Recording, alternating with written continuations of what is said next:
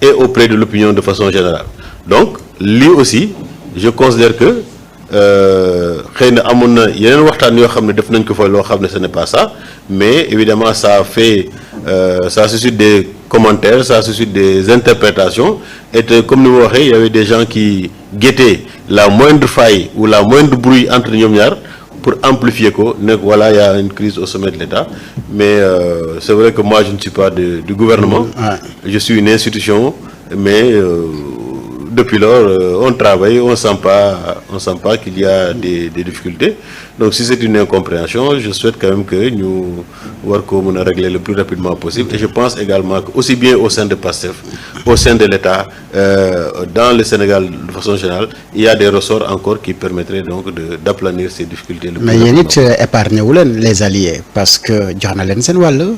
Est-ce que loolu mënu la indi ay frustration comme si votre apport est insignifiant ci li nga xamante ni moom moo leen porté à la tête du pays, de même que élection législative yi il a pris toutes ses responsabilités mu dem ak Pastef et ça n'a rien changé.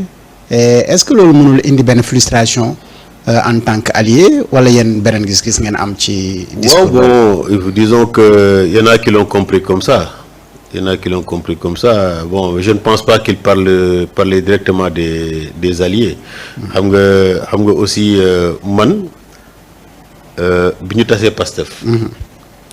maa njëkk a yëkkati kuréel ma tuddee ko LACOS. leader allié du candidat Ousmane Sonko. Parce que man dama gëmoon ne Ousmane Sonko waroon na bokk ci élection 2024. ànd ci ak yeneen leader mel ni Dame Mbodj. mel ni Maïmouna Bousso. ñun ñooy nekk la cellule initiale ñu comme ñun ñëpp ay leader lañu, ay alliés candidat Ousmane Sonko lañu, ñu daal di yëkkati déjà Maïmouna Bousso maag moom ñoo bokk Yewwi Askan Wi ak Ousmane. yàgg nañoo waxtaan ne il faudrait que Ousmane mu nekk suñu candidat en 2024. donc ñu créé l'ACOS mu coordonné ko ñu boole ci les responsables de PASTEF du bureau politique de PASTEF bi ñu tas Ayib Daffé, El Malick Ndiaye, Birame Souleye, Amadou Ba, Guy Marius Sagna et cetera ñooñu ñëpp ñu boole leen Yacine Fall ñooñu ñëpp ñu boole leen ci l'ACOS pour leur donner la possibilité, un cadre d'expression et de mobilisation. Donc il y avait un vide, on avait arrêté le leader de PASTEF, on a dissous le parti. Bu ñu maintenir la situation comme ça, je ne suis pas sûr qu'on allait être candidat en 2024. Il fallait créer un cadre. Ñu créer cadre boobu. Et il y a même eu des marches nationales qui sont tenues sous la bannière de l'ACOS. Donc, si le PASTEF était un cadre de lutte, après sa dissolution, am na beneen cadre boo xam ne remplacer na ko, permettre ko PASTEF continuer. Noonu la demee ba candidature Ousmane Sonko bi ñëw ñu gàllankoor ko à la fin. ñu soppi l'ACOS def ko coalition Diomaye Président boo xam ne man maa ko coordonné. Beaucoup d'alliés,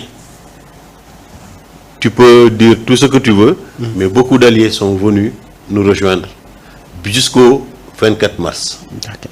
Et c'est ça qui a permis de gagner.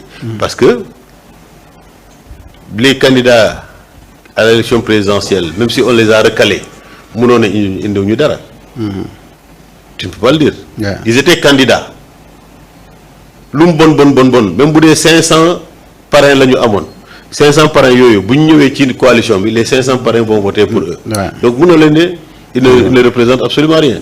Je persiste que c'est des gens qui étaient là. benn ñaareel bi bu ñu dem élection bu ñuy yóbbu candidature yi c'était pas le récépissé de PASTEF qu'on avait pris. Donc c'est grâce à ce cadre-là qu'on avait créé avec les gens de PASTEF qu'on a pu trouver des récépissés pour déposer les candidatures de PASTEF. Il y avait plusieurs candidatures de PASTEF, dont la mienne, même si j'étais allé comme citoyen, candidat citoyen. Donc il y avait beaucoup de gens, on a trouvé des récépissés pour les amener. Donc nous aussi, nous avons. Deuxièmement, législative, on était d'accord qu'il fallait partir sous la bannière de PASTEF, pour des raisons sur lesquelles je ne vais pas revenir. Mais moi, en tant que Maud Lamine Dianté, ancien coordonnateur de Diomaye Président, je me responsabilise pour m'accueillir des alliés. Pour soutenir les listes PASTEF. Donc, je considère pas que nous ne représentons rien. Parce que si nous ne représentons rien, président Ousmane Sonko président de PASTEF tête de liste aux législatives du ma ñaan man pour ma fexe ba rencontrer des alliés yoo xam ne dañuy soutenir la candidature. Bon, maintenant, quand il dit des choses, chacun essaie d'interpréter, mais je ne pense pas qu'il jette une pierre dans le jardin des alliés. Au contraire, il a beaucoup de considération pour les alliés. Alors, est-ce que am nga ak moom ci li muy wax dañu jot na ñu revoirat financement wu la société civile au Sénégal? Oui, mais xam nga avant may répondre ci question boobu. dégg naa ci ay commentaires yu bëri. mais taxawaay société civile ñëpp xam nañ ko loolu mu war a nekk taxawaay société civile. mais à un certain moment on a comme l'impression que taxawaay opposition la ñuy am te loolu warul. ñoom dañuy woote une bonne gouvernance rek. non mais léeg-léeg di surveiller également doxinu gouvernement. non léeg-léeg am na ay prise de position yu ñuy jël par rapport au gouvernement tu as l'impression que c'est l'opposition qui parle du seen cër. ah bon. non du seen cër. du seen cër yow organisation société civile bu nekk. da nga war a wax ne man lii mooy sama matière. bu dee da ngay xeex guerre nga ne man je suis une organisation de lutte contre la corruption. bu ko defee yow sa sortie ak acte yi posé yëpp c'est la lutte contre la corruption. tu comprends bonne gouvernance. bu dee bonne gouvernance la nga ne man bonne gouvernance moo ma yitteel. te looy wax ak looy teg comme activité dañuy xam ne bonne gouvernance ngay défendre bu dee démocratie la nga ne démocratie lay défendre bu dee leneen la nga wax ko. pour la protection de bonnes mœurs ak yooyu. voilà loolu mais am na organisation de la société civile on dirait que elle touche un peu à tout à la limite de les considérer comme étant un parti d'opposition parce que à parti d'opposition moom mooy fay taxaw lépp li nguur gi def rek nga ŋaññi ko. donc à partir de ce moment-là ça pose problème de sorte que pour man il faudrait que loolu ñu clarifier ko. ku nekk xam lan mooy sa taxawaay ci biir société bi ak ci biir réew mi bu ko defee boo jógee rek ñu xam ne lii la xam nga par exemple ñuy lutter contre les mauvaises mœurs. ñooñu doo leen dégg fenn à part mauvaises mœurs. yooyu am na. comme à côté am na ñoo xam ne day naan dañuy xeex les mauvaises mœurs mais léeg-léeg nga dégg leen feneen. donc pour man c'est d'abord ce cafouillage là cette cacophonie là la ñu war a régler nguur gi également daf leen war a xool comme des forces progressistes. maanaam buñ fi nekkee. yow lépp li nga def te mu am ay société civile yoo xam ne ku nekk am na pàcc booy gérer ñooñu bu ñu waxee yow dafay nekk une sorte de feedback ci yow nga réajusté wu. donc cette collaboration là il faudrait que mu nekk ci diggante nguur gi ak organisation de la société civile parce que organisation de la société civile ci réew mi la ñu bokk man bi ma jógee ne damay def politique ñoom ñu jàpp ne ñoom mën nañu am njëriñ amal. askan wi njëriñ sans pour autant que ñu def politique moo tax ñu tuddee seen bopp organisation de la société civile donc boobu respect mutuel il faudrait que mu dox suñu diggante mais ku nekk xam lan moo la war lan mooy sa mission nga doxalee ko sans pour autant faire un mélange de genres léegi nag nañ leen di financer évidemment mun nañ am ay financement interne am na ñoo xam ne dañuy cotisante pour mun a doxal seen mbir am na loo xam ne ay forces extérieures ñoo leen di financer léegi nag muy parti politique muy syndicat muy organisation yeneen organisation de la société civile képp koo xam ne da ngay am financement à partir de l'extérieur responsabilité nguur la mu taxaw xam kan moo lay financer ak lan la sas à travers ce financement là parce que comme la sécurité intérieure de ce pays là elle est fondamentale am na ñoo xam ne dañuy capter des fonds étrangers sur quelle base pour quel motif kenn xamu ko ba jékki-jékki rek mu am benn taxawaay boo xam ne dañ koy am ci biir réew mi mu bett nit ñi.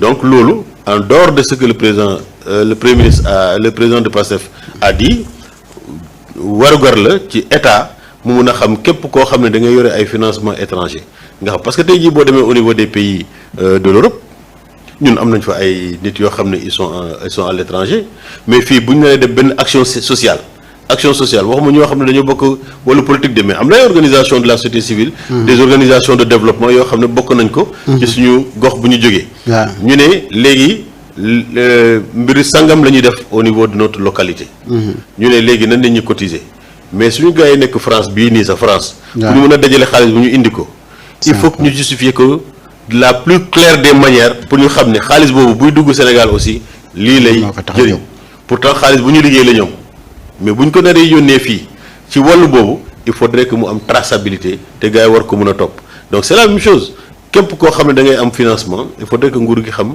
kan mooy lay financer ak lu tax mu financer la pour que ñu mën a veiller à la sécurité intérieure du pays. surtout stabilité sociale bi mais jàppoon na yow yaa war a nekk trait d'union entre nguur gi ak la société civile pour régler cette question. oui c'est-à-dire que ñun suñu domaine de compétence c'est d'abord les relations sociales mais évidemment lii nii warul mën a nekk un problème parce que on a vu après des levées de boucliers de la part de certaines organisations de la société civile parfois avec des mots trop forts quand même. Un peu virulents. Trop forts très virulents parce que Ousmane Sonko mu neex nit ñi mu naqari nit ñi c'est le premier ministre du Sénégal. Ouais.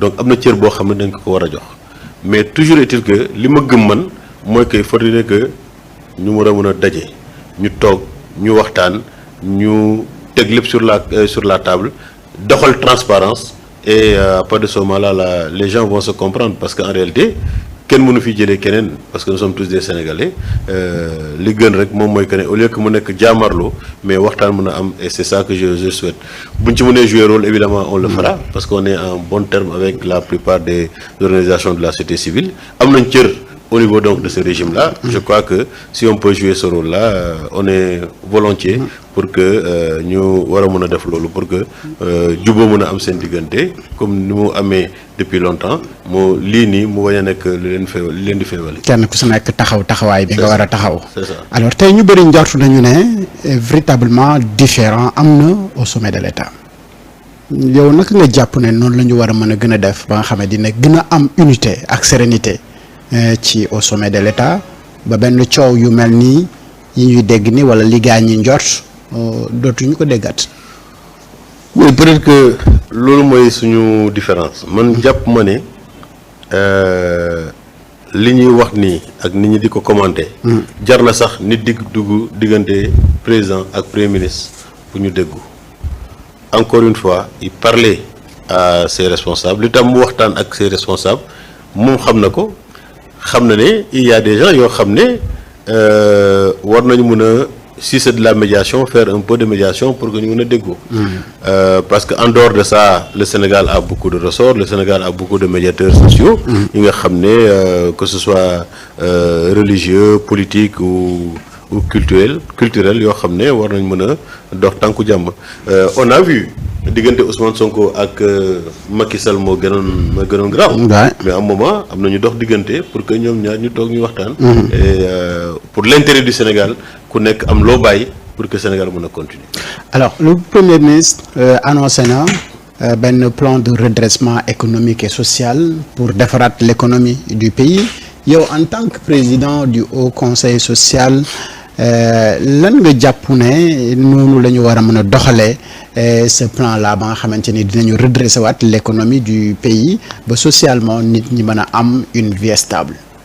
oui d'abord ça entre en droite ligne de l'idéologie du président Bassirou Diomaye mu ñëwee fii li mu njëkk wax mooy jubal jubanti d'abord nit ki da nga war a nekk ku jub surtout bu ñu la dënkee alalu réew mi mais da nga war a jubal fépp foo xam ne gis nga ne affaire bi dafa xaw a demee boor nga jubal mais également jubbanti lépp loo xam ne donc dañ ko war a redresser mu bokk également ci agenda national de transformation Sénégal 2050 ak ci juróomi at yi la stratégie nationale de développement donc tey jii président de la République premier ministre bu ne dafay lancer un plan de redressement les Sénégalais ne peuvent que espérer que dafay entrer un peu dans ce cadre-là xam nga ñoom bi ñu ñëwee dañoo bëggoon rek ñëw rek tàmbali liggéey bi mais dafa am loi boo xam ne moom moo sant bépp réew bu am alternance que ñu ñëw ci bopp réew mi ñu fexe saytu li ñu doxalee woon ci juróomi at yi au moins ñoom bu ñu defee saytu boobu ils se sont rendu compte que fi leen Macky Sall waxoon ne foofu la bàyyi Sénégal gën naa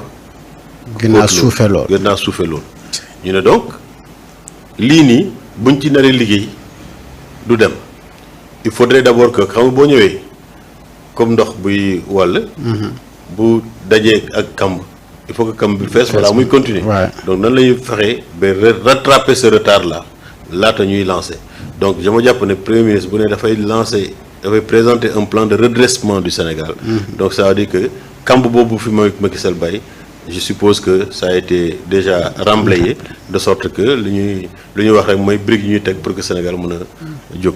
Alors, donc loolu je pense que bu ko présenter les Sénégalais verront en réalité ñoom ak seen gouvernement bi fan la ñu bëgg a fan la ñu déjà wax nañ fan la ñu fekk Sénégal. mais fan la ñu bëgg a yóbbu Sénégal au moins pendant les 5 ans à venir ou les 4 ans à venir. alors gis nañu président bu fi ñëw da ngay indi sa théorie indi sa plan récemment.